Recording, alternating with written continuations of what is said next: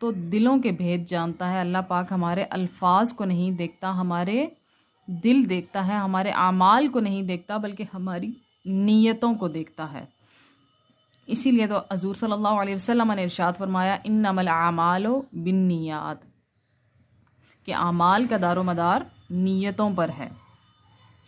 फिर अल्लाह पाक क्या इरशाद फरमा रहा है कि ए हबीब, हम उनके दिलों से वाकिफ़ हैं, तो आप उनको नसीहत करते रहिए।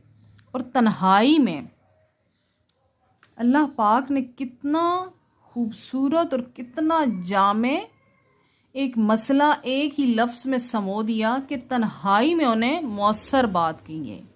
यानी कि हम तो मुबल्लिग बन जाते हैं, पूरी महफिल में एक बंदे को शर्मिंदा कर देते हैं, तो मेरा रब फरमा रहा है कि तन्हाई में उनकी रहनुमाई फरमाइए कि कोई अगर सीधे रास्ते पे आने वाला है तो वो बग़ैर शर्मिंदगी उठाए